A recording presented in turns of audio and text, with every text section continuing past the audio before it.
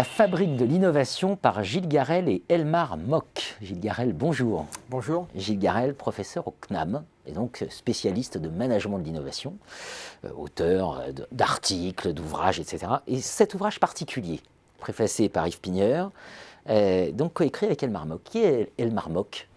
Elmar Mock est un inventeur, un serial entrepreneur suisse qui est le co-inventeur de la montre Swatch. C'est la seule personne à avoir son nom sur les 7 familles de brevets à l'origine de la montre Swatch. Et donc le chercheur discute avec l'entrepreneur. Oui, et c'est aussi, en tant que serial entrepreneur, le créateur de Créolic, une entreprise de conception innovante qui a répété depuis une trentaine d'années des innovations dans des domaines variés. Donc c'est effectivement un entrepreneur innovant, intéressant pour un chercheur.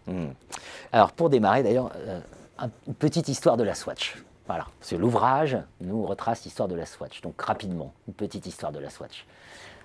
C'est une industrie particulière déjà. Hein. Oui, c'est une industrie particulière que d'ailleurs je ne connaissais absolument pas, sur laquelle j'ai été amené à investir pas mal de temps. Et c'est une histoire qui est révélée dans le livre, puisque jusque-là on a une histoire connue, mais qui relève surtout de la vulgate managériale, qui n'a jamais été mise sur la table telle qu'elle. Et grâce à Elmar Mock et à l'accès aux archives qu'il a permis, il a été possible de mettre à jour cette histoire en suivant le fil rouge de la conception innovante, c'est-à-dire en suivant le fil rouge du travail attentif, rigoureux des personnes qui concrètement ont fabriqué cette innovation, mais aussi en le resituant dans une dynamique plus large, y compris historique, qui est celle de la Suisse, qui, depuis la révocation de l'édit de Nantes, a recueilli en son sein, et plus précisément sur l'arc jurassien, les savoir-faire de micromécanique horlogère, et a construit une industrie qui, jusqu'à la crise des années 70, a largement dominé le monde. Donc on a expliqué à la fois l'histoire de la Swatch pour elle-même, mais en la réinsérant dans une dynamique historique, entre autres parce que on a souvent lu, ce qui est en partie faux, que la Swatch avait sauvé l'industrie horlogère suisse de la crise, et aussi parce qu'il y a des solutions de l'innovation Swatch qui sont liées au passé, qui sont liées à l'histoire, à la réutilisation. Absolument, avec des moments très drôles, comme quand il faut trouver des explications à une commande alors qu'on n'était pas censé avoir commandé l'objet. Enfin voilà, c'est toute une somme de petites histoires, c'est absolument délicieux. Et donc, dans cet ouvrage, vous nous dites, il faut passer de la notion d'innovation à la notion d'activité. Voilà, c'est une activité, l'innovation. C'est en soi et c'est ça qu'il faut comprendre. Dans l'introduction de l'ouvrage, on cherche à dépasser la notion d'innovation qui est intéressante en soi, qui est intéressante pour les chercheurs, qui est intéressante pour tous ceux qui veulent la mesurer, à la fois les macroéconomistes et les politiques, mais avec Elmar Mock, on s'est intéressé à l'activité de l'innovation, à l'innovation en train de se faire. C'est-à-dire, entre autres pour ça qu'on parle de fabrique de l'innovation. Et donc il faut être capable de glisser d'une notion définie de manière éthérée à des processus qui permettent de l'engendrer.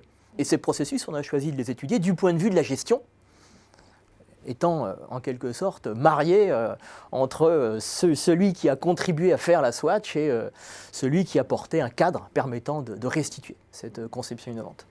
Et c'est une de vos thèses fortes, ça se gère. Et ça se gère avec la théorie CK, notamment. Alors, est-ce que vous pouvez nous rappeler rapidement ce qu'est la théorie CK, même si on sait que c'est très difficile? Oui. Alors, en fait, il y a deux, dans votre remarque, il y a deux aspects. Il y a la dimension l'innovation se gère, c'est clair, mais on ne peut pas non plus, c'est l'autre aspect, la réduire à la théorie CK, qui est l'un des aspects donc sur lequel l'ouvrage revient largement.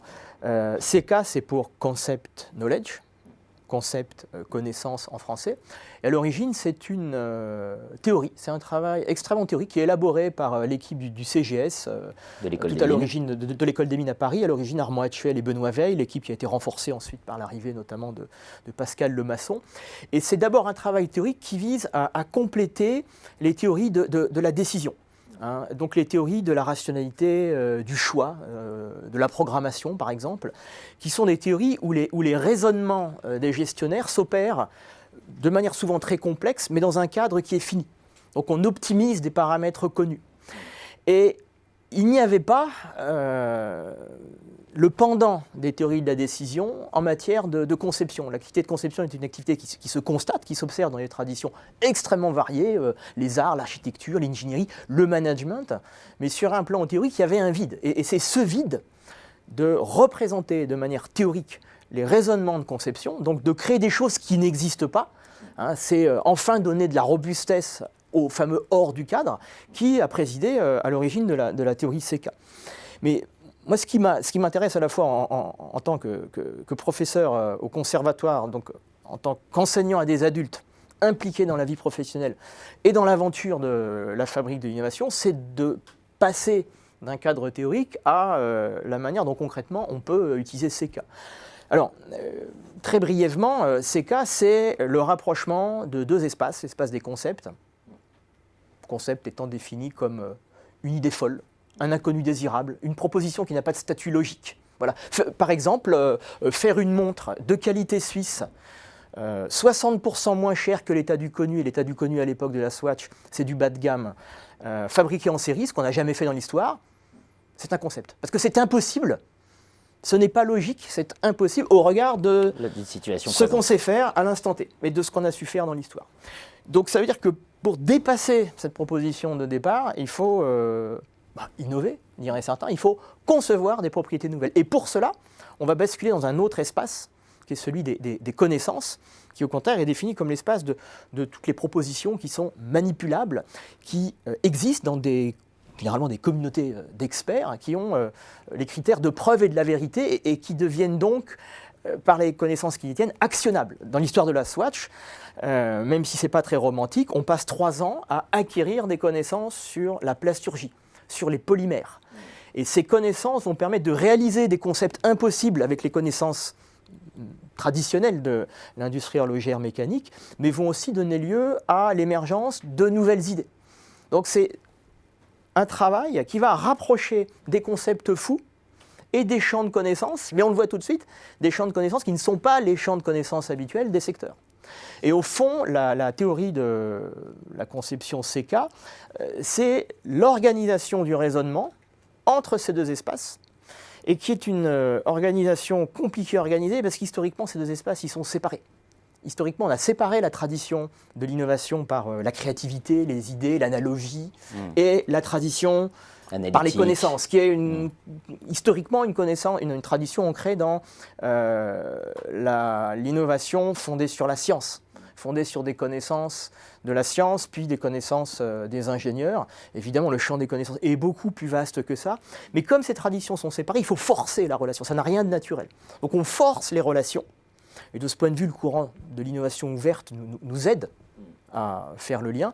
Et on organise aussi des raisonnements au sein de chaque espace. Et au fond, la théorie CK, quand on l'applique, elle permet de passer d'idées folles, d'idées infaisables, à des idées qui se précisent par des arborescences de concepts, en mettant vis-à-vis les connaissances qui ont précisément permis de faire ces propositions nouvelles de concepts, qui marquent aussi des impasses.